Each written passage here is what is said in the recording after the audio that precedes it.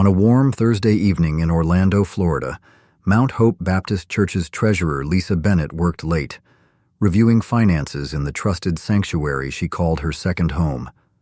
The next afternoon, her body was found in her ransacked office, the disarray within suggesting a violent struggle and an apparent robbery gone wrong. But the staged chaos couldn't mask the deeper truth lurking beneath the surface. What appeared to be a random act of violence would soon unravel into a web of deception that would test the faith of an entire congregation.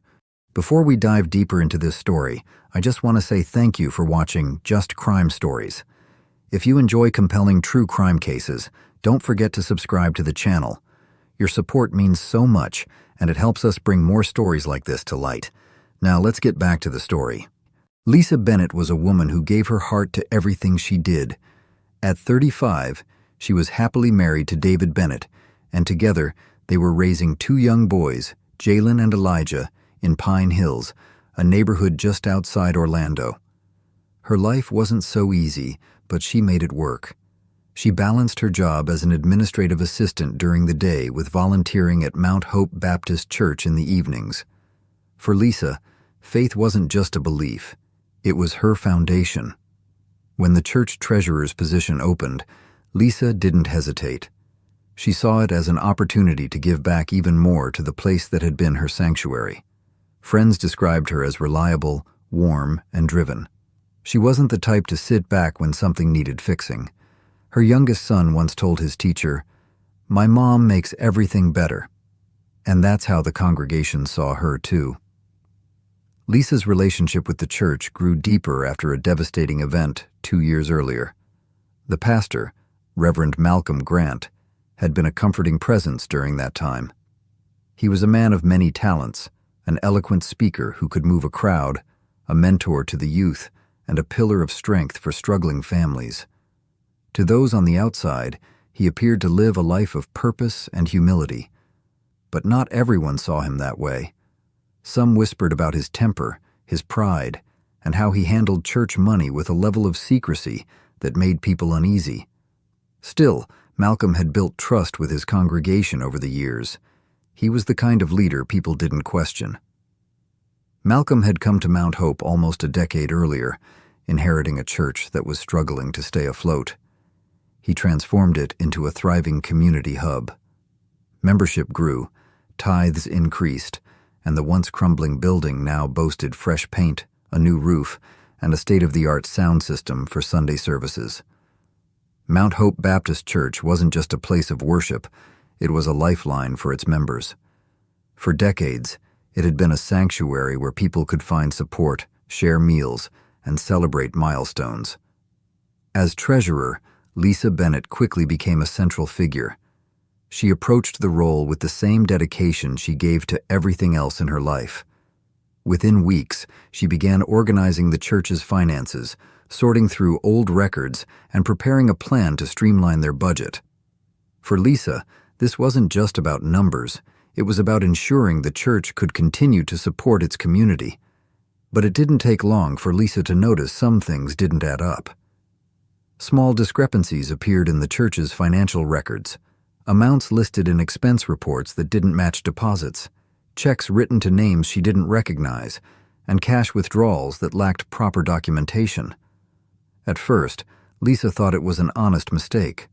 Maybe the previous treasurer had been overwhelmed or had fallen behind on record keeping. But as she went further back into the books, the patterns became harder to ignore.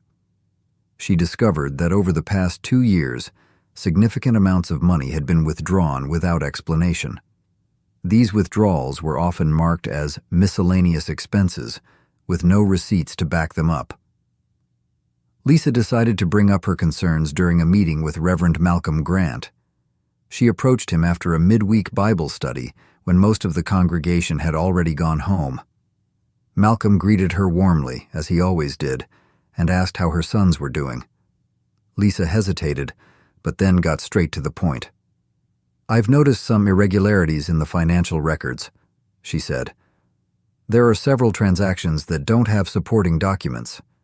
I think we need to look into this." Malcolm's friendly expression didn't change, but his tone became firmer. "Lisa, I appreciate your thoroughness," he said. "But running a church isn't just about balancing the books. There are things that come up, emergencies, private matters, that don't always follow the usual procedures. Trust me, everything is fine." Lisa nodded, but she wasn't satisfied with his response. She decided to keep digging. Over the next few weeks, she worked late nights at the church office, going through records, writing down questions, and cross-referencing transactions with the church's bank statements. The more Lisa uncovered, the more concerned she became. One particular withdrawal stood out to her: a $50,000 check written to a construction company that had never worked on the church. When she called the company's listed number, it was disconnected. Another red flag was a series of small cash withdrawals made over several months, totaling nearly $200,000. Lisa confided in Rhonda Jenkins, her close friend and a longtime church member. "I don't want to accuse anyone of wrongdoing," Lisa told her, "but this doesn't feel right. If this money is being misused, it's taking away from the church and the people who rely on it." Rhonda, who had known Malcolm for years, advised Lisa to be cautious. "Just make sure you have all the facts before you say anything," she said. "Malcolm has a lot of influence here. People trust him." Lisa took Rhonda's advice to heart, but she couldn't ignore the weight of what she had found. She knew the congregation trusted her to handle the church's finances with integrity, and she felt a responsibility to bring the issue to light. Her relationship with Malcolm began to shift. He started checking in on her more frequently, often appearing unannounced at the church office during her late-night work sessions. At first, Lisa thought he was being supportive, but his visits felt less like encouragement and more like supervision. One afternoon, as sunlight poured through the stained glass windows of the church office, Lisa made a decision. She typed up a detailed report of every discrepancy she'd found, including the suspicious withdrawals and unexplained transactions. She attached copies of bank statements, expense reports, and her own notes. It was all there, clear, undeniable evidence that something was wrong. That evening, she called Reverend Malcolm Grant into the office for a private meeting. He arrived just after the last choir practice had ended, his Bible tucked under one arm and a smile on his face. But the moment he stepped into the room and saw the stack of papers on the desk, his expression changed. Lisa didn't waste any time. "I've gone through every record, Reverend Grant," she said. "There's no explanation for these withdrawals, no receipts, no proof that this money was used for the church. This has to stop." Malcolm's face tightened. "Lisa, I've told you before, there are things you don't understand. Running a church isn't just about numbers on a page. Sometimes we have to make decisions for the greater good." Lisa didn't back down. "If that's true, then you should have no problem explaining these transactions to the congregation. But if you can't, I'm going to have to report this." Her words hung in the air, heavy and unyielding. Malcolm stared at her, his hands gripping the back of the chair in front of him. For a moment, he said nothing.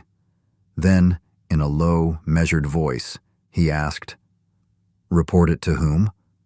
"To the church board," Lisa said. "And if they don't act, I'll go to the authorities.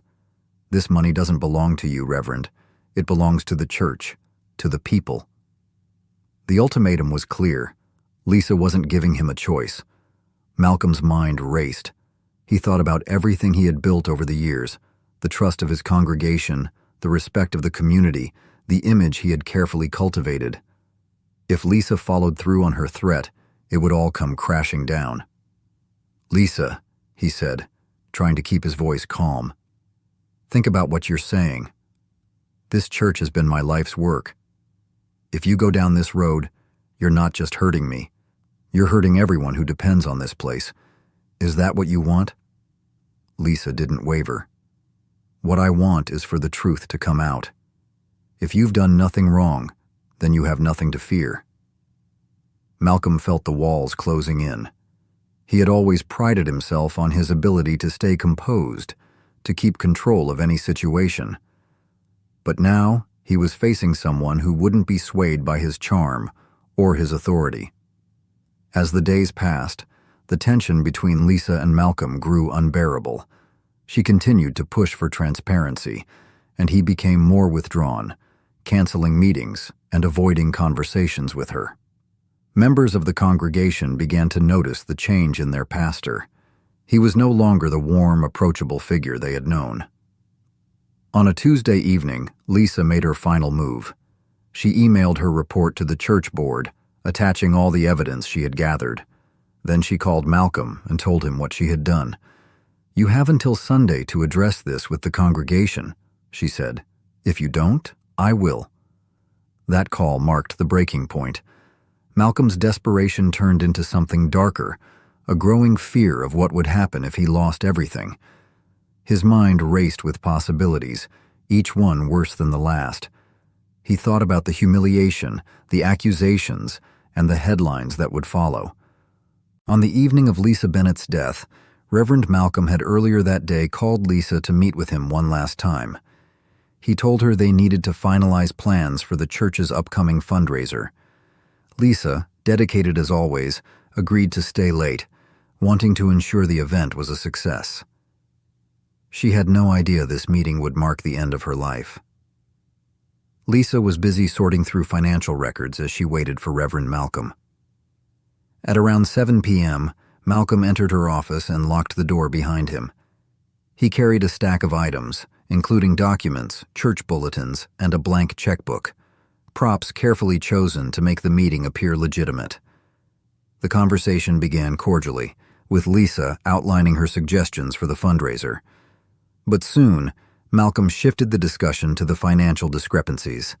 His tone was tense, and Lisa could feel the shift in his demeanor.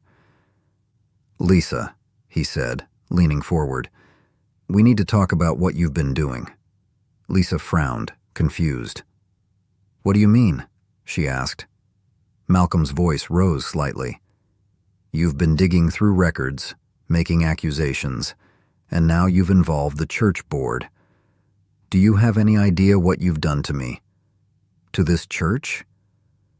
Lisa took a deep breath, steadying herself. "Reverend, I didn't do anything wrong. You did. I've given you every chance to explain these transactions, and you've refused. I can't ignore this anymore." Her words hit him like a hammer, and his mask of calm shattered. Malcolm stood abruptly, knocking over a chair in the process. Lisa flinched but held her ground. "Do you think you're better than me?" he demanded. "Do you think you have the right to ruin my life? Everything I've worked for?" Lisa's voice trembled but remained firm. "This isn't about you, Reverend. It's about what's right. If you've misused church funds, the congregation deserves to know." The room seemed to close in around them as Malcolm's anger boiled over. His breathing quickened, and his hands clenched into fists.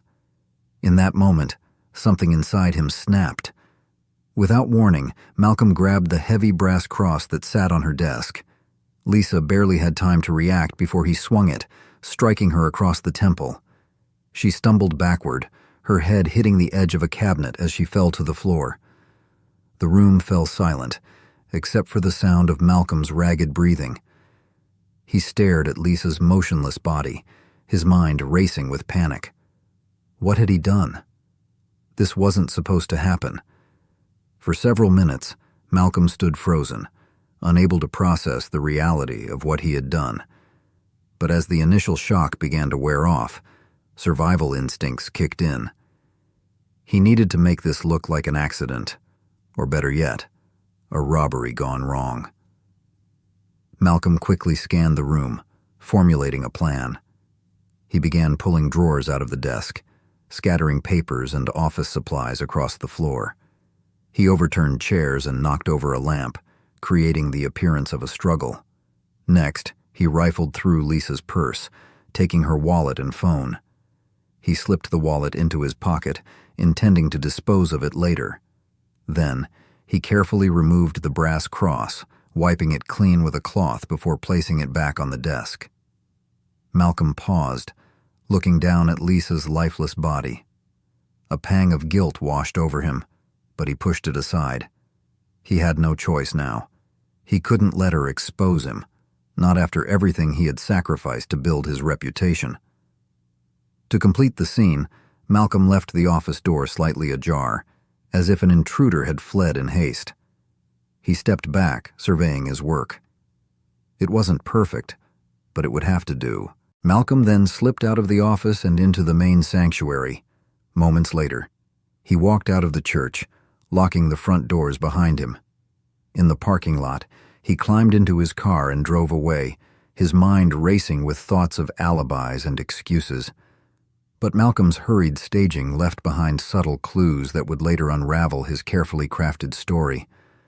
The overturned chair near Lisa's body didn't align with the position of her injuries. The scattered papers on the floor were untouched by blood, suggesting they had been moved after the attack. And the absence of any forced entry into the office raised immediate suspicions. For now, though, Malcolm believed he had covered his tracks. As he drove home that night, he tried to convince himself that no one would ever connect him to the crime. He had silenced Lisa, and with her, the threat to his career and reputation. But what Malcolm didn't realize was that his actions had set off a chain of events that would eventually lead to his downfall. The truth, no matter how deeply buried, has a way of coming to light, and Malcolm's darkest secret was no exception. The following morning, the church was filled with an eerie silence. It was a Friday, and members of the congregation who stopped by for morning prayer found the front door locked. No one thought much of it at first. After all, Reverend Malcolm Grant often had private meetings or visited other churches in the area. But as the day went on and Lisa Bennett didn't return home, her family became concerned. Lisa was dependable to a fault, always calling if she was delayed.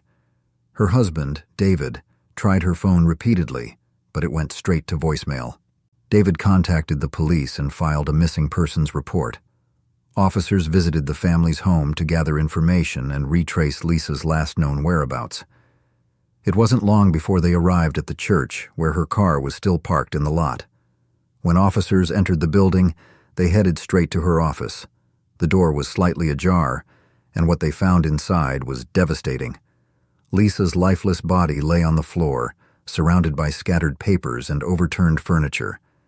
The once pristine office now looked like the site of a struggle, but something about the scene didn't feel right.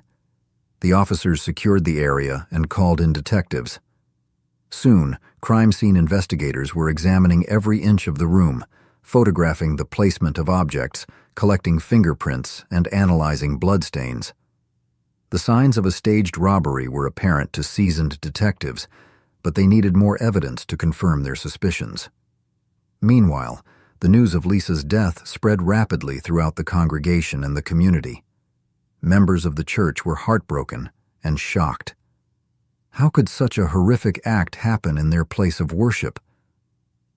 At the center of the turmoil was Reverend Malcolm, who delivered an emotional statement during an emergency gathering at the church that evening. "We have lost a dear member of our family," he said, his voice trembling. "Lisa was a dedicated servant of the Lord, and her absence leaves a void that can never be filled."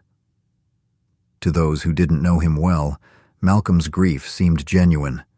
But to others, especially those who had worked closely with Lisa, something about his demeanor felt off. While he spoke of sorrow, there was a controlled edge to his emotions, as though he was carefully choosing every word.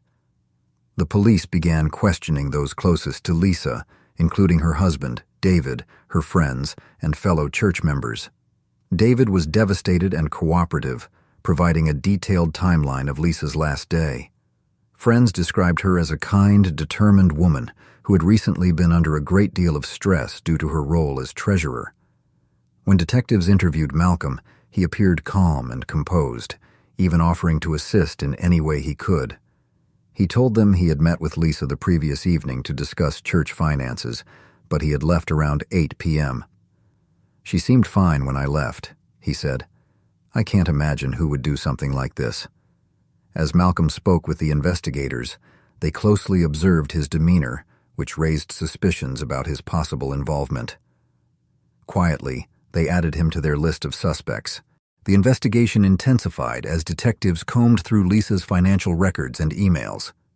What they found corroborated the suspicions Lisa had shared with a few trusted friends. Significant sums of money were missing from the church's accounts. The records pointed to a series of unauthorized transactions over several months, all traced back to Malcolm. At the same time, forensic evidence from the crime scene began to raise red flags. Although Malcolm had wiped the brass cross clean, he hadn't accounted for a faint smear of his DNA on the edge of Lisa's desk. Investigators also discovered a small trace of blood on the sleeve of his shirt, something he had overlooked in his panic. As evidence mounted, Malcolm attempted to shift suspicion away from himself. He implied to detectives that Lisa might have been targeted by someone she knew outside the church, mentioning vague rumors about her personal life. But these deflections only deepened the investigators' doubts about his innocence. To add to the drama, church members began coming forward with their own observations. One deacon mentioned how Malcolm had been unusually tense in recent weeks, often avoiding questions about church finances. A choir director recalled overhearing a heated argument between Malcolm and Lisa a week before her death, though she couldn't make out the details. Every new piece of information tightened the noose around Malcolm's carefully constructed narrative. But the pastor wasn't ready to give up. He continued to present himself as a grieving leader, even delivering a fiery sermon that Sunday about resilience in the face of tragedy. "Let us not allow this act of evil to shake our faith," he told the congregation. "We must stand united and trust that justice will prevail." But as the days turned into weeks, justice began to close in on Malcolm. Detectives were methodical in their approach, ensuring they built an airtight case. They conducted multiple interviews with him, each time catching small inconsistencies in his story. They also uncovered more financial irregularities, linking him to fraudulent activity that spanned years. Malcolm's composure started to crack during these sessions. His answers became defensive, and he occasionally lashed out at detectives, accusing them of targeting him unfairly. These emotional outbursts only reinforced their belief that he had something to hide. The final blow came when forensic accountants uncovered a direct link between Malcolm's unauthorized transactions and personal expenses, including payments on his luxury car and private travel. This, combined with the DNA evidence and witness testimonies, left little doubt about his guilt. The church community, once unified in grief, now found itself divided. Some members still clung to their belief in Malcolm's innocence, unable to reconcile the man they admired with the evidence against him. Others began to see him for who he truly was, a man willing to sacrifice everything, including another person's life, to protect his secrets. As the investigation drew to a close, detectives prepared to make their move. Malcolm Grant's carefully crafted image was about to crumble, and with it, the truth about Lisa Bennett's tragic death would finally come to light. Detectives decided it was time to confront Malcolm with the evidence. They invited him back to the station under the pretense of clarifying details from his previous statements. Malcolm arrived dressed sharply, as if to maintain his image of authority and respect. He shook hands with the officers and sat confidently in the interview room. But his demeanor began to shift as the conversation unfolded. The lead detective started with routine questions, revisiting the timeline Malcolm had previously given. Malcolm repeated the same story he had told before, claiming he had left the church around 8 p.m. while Lisa was still in her office. That's when the detective placed photos of the crime scene on the table. Malcolm glanced at them, his jaw tightening. The detective then slid forward an evidence report detailing the blood sample and DNA match. "Reverend Grant," the detective said, his voice steady but firm, "can you explain how your DNA was found on this desk where Lisa was discovered?" Malcolm leaned back in his chair, his expression frozen. I don't know," he stammered. "Maybe I touched the desk earlier that day. I'm always in that office." The detective didn't let up. "And what about the blood on your shirt? We found a microscopic stain on the cuff. You said you didn't see Lisa after 8 p.m., so how would her blood get on your clothing?" Malcolm's composure began to crack. He rubbed his hands together, his confident air now replaced by nervous fidgeting. "I can't explain that," he muttered. "I didn't hurt her. I swear I didn't." The detective pressed further, laying out the financial evidence alongside the forensic findings. They explained how Lisa had uncovered these transactions and how she'd confronted him about the missing money. As the pressure mounted, Malcolm's attempts to maintain his innocence grew more desperate. He accused the detectives of targeting him unfairly, claiming they were trying to destroy his reputation. But the evidence was undeniable, and Malcolm knew it.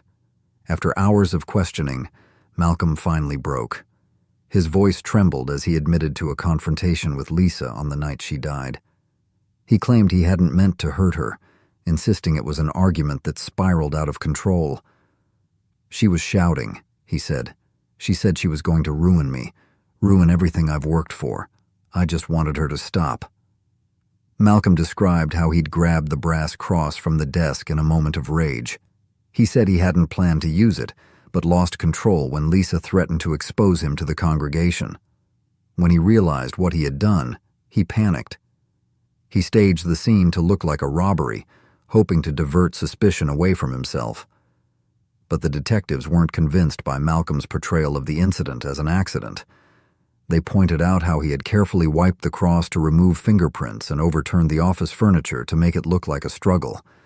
These were deliberate actions, not the impulsive acts of a man in shock.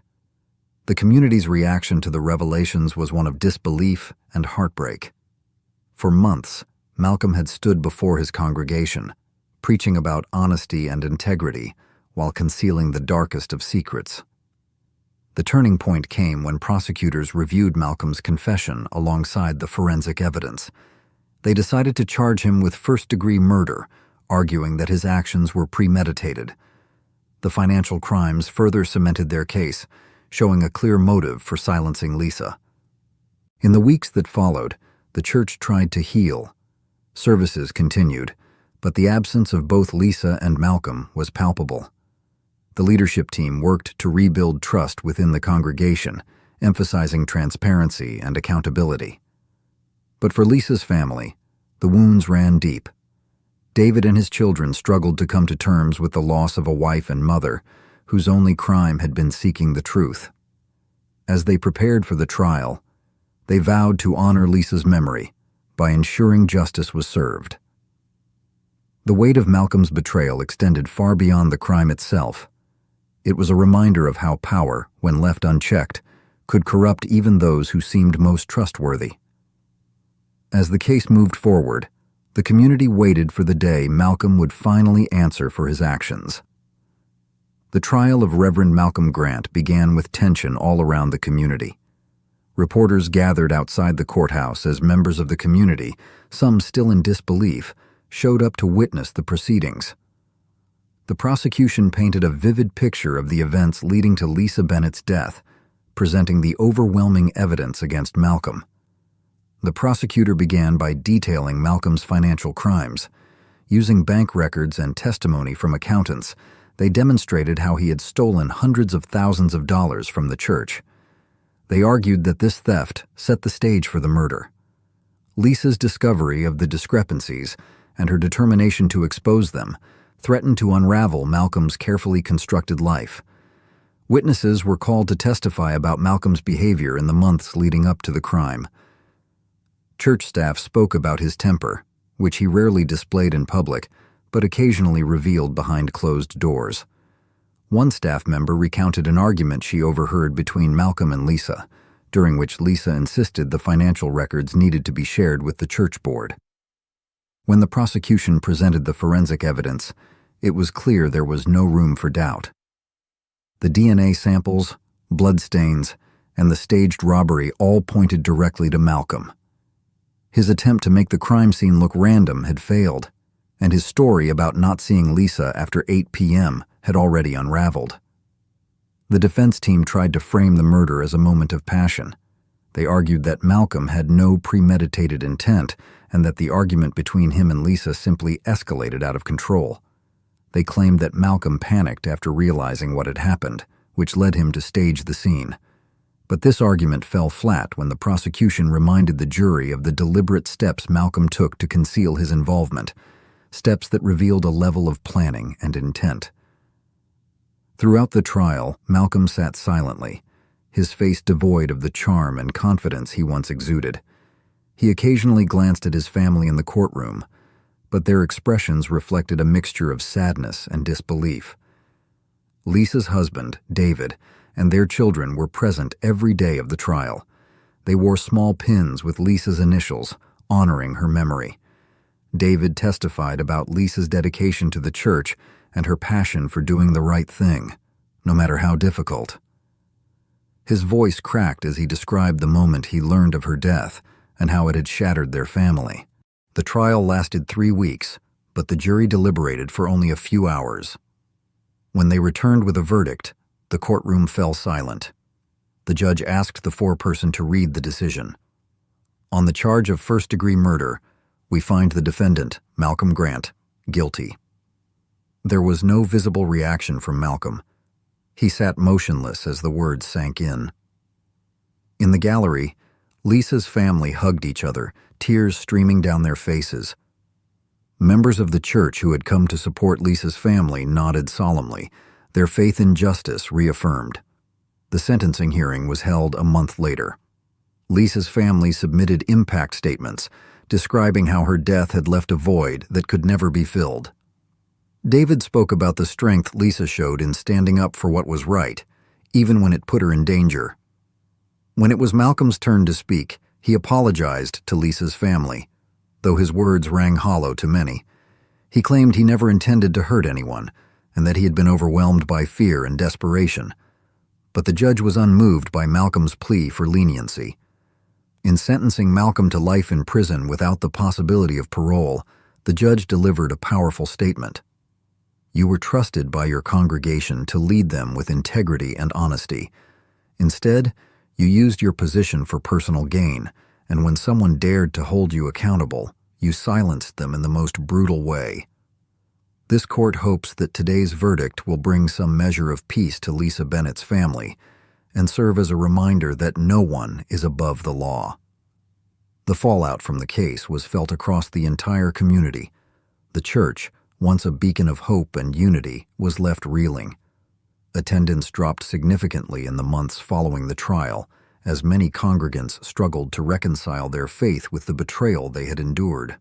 For Lisa's family, the journey toward healing was long and painful. David eventually stepped away from the church entirely, focusing on raising his children and preserving Lisa's legacy. Lisa's story resonated far beyond the local community. Her bravery in uncovering the truth, even at great personal risk, inspired countless others. In the end, Lisa Bennett's courage to uncover the truth cost her life, but her bravery ensured that justice prevailed. Her story serves as a reminder that even the most trusted faces can hide dark secrets, and that standing up for what is right often requires immense strength. As her family and community continue to heal, Lisa's legacy lives on, not just as a devoted wife and mother, but as a symbol of integrity and resilience. As we reflect on Lisa Bennett's tragic story, there are so many layers to consider. From the trust placed in Reverend Malcolm Grant to the courage Lisa showed in confronting him, it raises some important questions. What do you think motivated Malcolm Grant to go so far? Was it his fear of losing everything he had built, or something deeper? Could Lisa have done anything differently to protect herself? And when it comes to church leaders, how much should we really trust the people we look up to for guidance and support? I want to hear your thoughts. Drop your opinions and questions in the comments below, and let's discuss what we can learn from this case.